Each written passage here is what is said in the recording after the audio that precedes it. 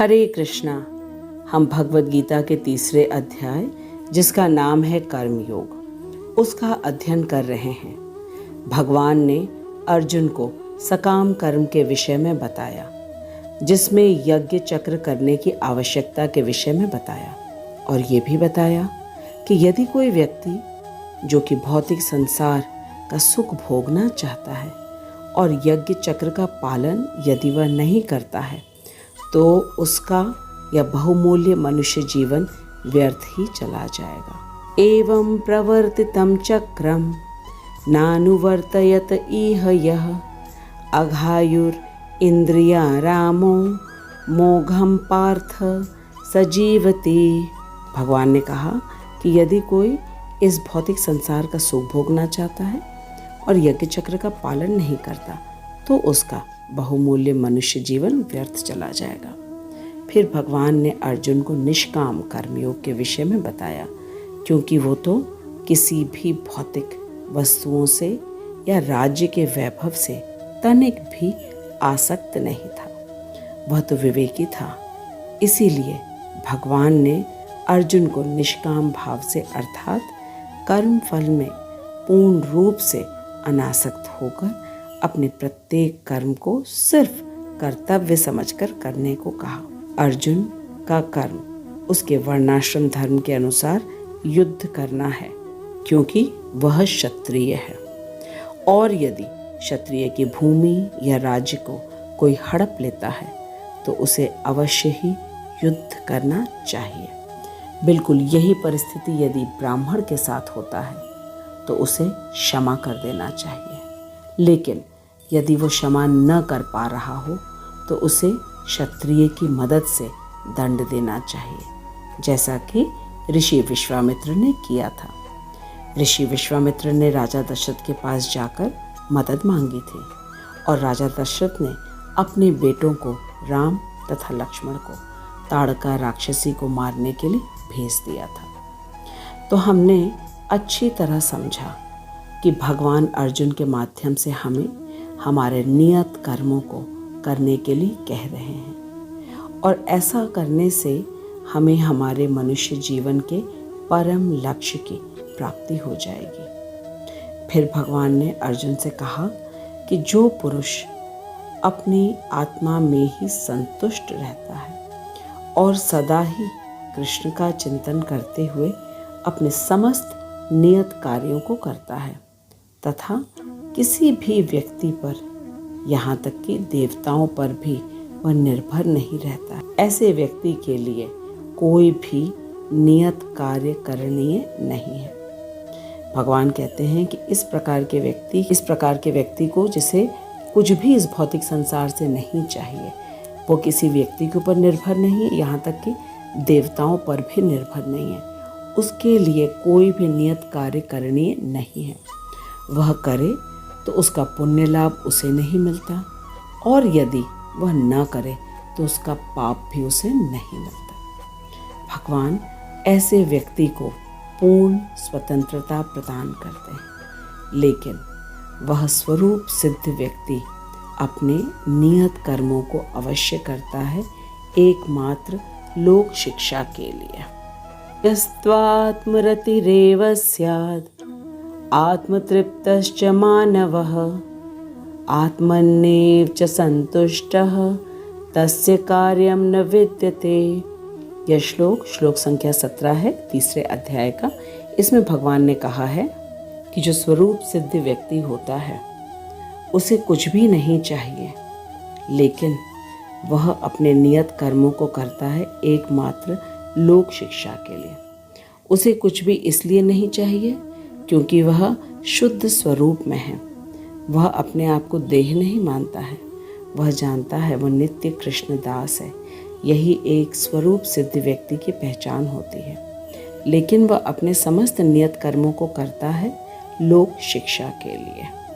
अब भगवान आज के श्लोक संख्या 20 में एक ऐसे आत्मा में संतुष्ट रहने वाले आत्मज्ञानी व्यक्ति के उदाहरण से अर्जुन को समझाएंगे कि अर्जुन को अपने कर्मों को किस प्रकार करना चाहिए।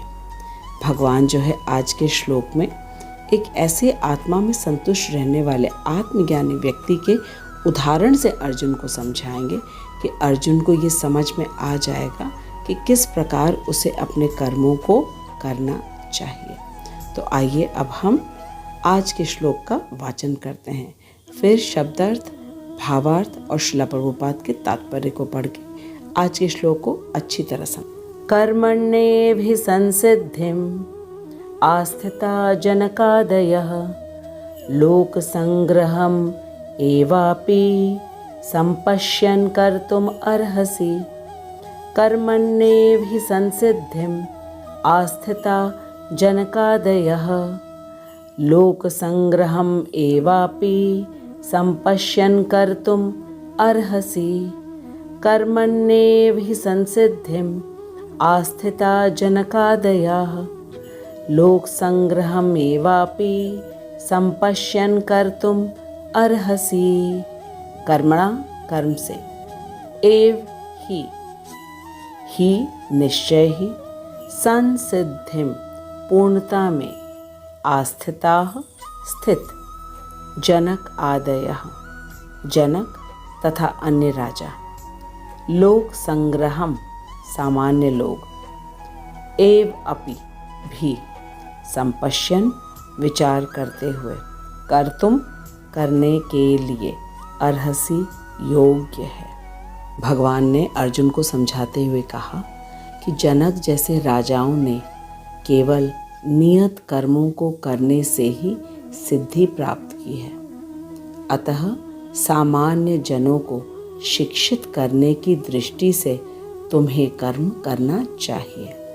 कर्मण्येऽभिसंसिद्धिम् आस्थिता जनकादयः लोक संग्रहम् एवापि संपश्यन् कर्तुम् अर्हसि। आइए अब हम श्रील प्रभुपाद के तात्पर्य को पढ़ते हैं। जगत गुरु श्रील प्रभुपाद की जय, अनंत कोटि वैष्णवों की जय। श्रील प्रभुपाद हमें समझा रहे हैं कि भगवान ने राजा जनक का उदाहरण दिया है कि वे पूर्ण रूप से स्वरूप सिद्ध थे। वे भगवान के परम भक्त थे। वे उस उच्च कोटि के भक्त थे जिनकी पुत्री माँ सीता थी और दामाद साक्षात विष्णु थे। राजा जनक विदेह नाम से भी जाने जाते थे, क्योंकि वे देह से परे अपनी आत्मा में स्थित थे। इतने उच्च कोटि के भक्त होने के बावजूद उन्होंने अपने प्रत्येक नियत कर्म को किया, जिससे वे अपने कर्म से जन साधारण को कर्म करने की शिक्षा दे सके। वे अपनी प्रजा को युद्ध करना भी सिखाते थे, जिससे कि यदि कभी सद्परामर्श विफल हो जाए तो वे युद्ध कर सके। क्षत्रिय के लिए युद्ध अनिवार्य है, लेकिन युद्ध कब अनिवार्य हो जाता है, ये प्रभुपाद हमें बता रहे हैं। युद्ध तब अनिवार्य हो जाता है जब सद्परामर्श का कोई असर ना हो। इसका सबसे बड़ा उदाहरण है कि जब भगवान स्वयं दुर्योधन के पास शांति दूत बनकर गए थे, उन्होंने दुर्योधन से मात्र 5 गांव मांगे थे, लेकिन दुर्योधन को भगवान का सत्परामर्श नहीं समझ आया। भगवान ने 5 गांव इसलिए मांगा था क्योंकि पांडव भक्त थे और वे स्वभाव से भी संतुष्ट थे, लेकिन दुर्बुद्धि दुर्योधन को भगवान का अच्छा और शांति का परामर्श नहीं समझ में आया। दुर्योधन को इसलिए भी नहीं समझ में आया क्योंकि वह अपने बल पर बहुत विश्वास करता था और इस बात पर भी बहुत विश्वास करता था कि उसके पास भीष्म पितामह, आचार्य द्रोण, कर्ण, कृपाचार्य, अश्वत्थामा, जयद्रथ जैसे योद्धा हैं, महान योद्धा हैं, और इनके अलावा समस्त विश्व के प्रतापी वीर योद्धा भी दुर्योधन के साथ थे। इसीलिए उसने युद्ध की ठान ली और ऐसे परिस्थिति में कृष्ण चाहते थे कि अर्जुन उनके आदेश के अनुसार और उनकी प्रसन्नता के लिए युद्ध करे अपना कर्तव्य समझकर। प्रभुपाद कह रहे हैं कि जब सत्परामर्श विफल हो जाता है तब हिंसा आवश्यक हो जाती है धर्म की स्थापना के लिए। और यदि ऐसे समय में कोई क्षत्रिय अच्छा व्यक्ति बनना चाहे या अहिंसक बनना चाहे तो वह अपने कर्तव्य से विमुख हो रहा है और इसके परिणाम स्वरूप अधर्मी व्यक्ति शासन करता रहेगा और ये बिल्कुल भी सही नहीं है। इसीलिए भगवान चाहते हैं कि अर्जुन युद्ध करे ताकि दुर्योधन जैसा अधर्मी व्यक्ति शासन न कर सके। भगवान ने इस श्लोक में हमें राजा जनक के उदाहरण से बताया कि वे आत्मज्ञानी थे, अर्थात वे जानते थे कि वे शरीर नहीं बल्कि आत्मा है और भौतिक वस्तुओं से उनका कोई सरोकार नहीं था। लेकिन उन्होंने राजा का नियत कर्म पूर्ण रूप से किया, जनसाधारण को शिक्षा देने के लिए तथा यह भी सिखाया कि जीविकोपार्जन कैसे किया जाता है तथा सभ्य तरीके से जीवन को कैसे जिया जाता है।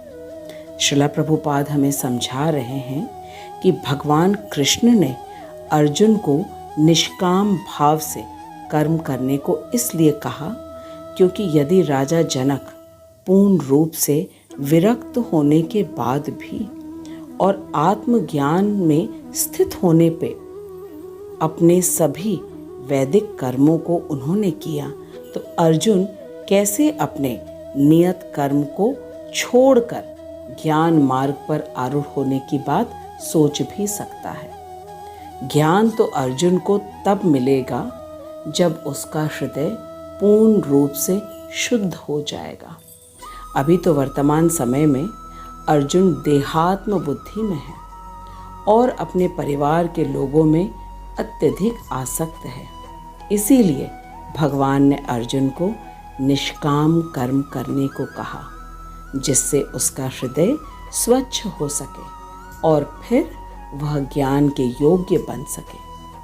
तो इस श्लोक में कृष्ण ने अर्जुन को राजा जनक का उदाहरण देकर बताया कि राजा जनक जो कि स्वरूप सिद्ध थे लेकिन फिर भी उन्होंने अपने वैदिक नियत कर्मों को किया लोक शिक्षा के लिए। इसीलिए अर्जुन को भी अपना नियत कर्म अवश्य ही करना चाहिए और अर्जुन के माध्यम से भगवान हमें शिक्षा दे रहे हैं कि हमें भी अपने वर्णाश्रम धर्म के अनुसार अपने नियत कर्मों को कर्तव्य समझकर एकमात्र भगवान की प्रसन्नता के लिए करना चाहिए।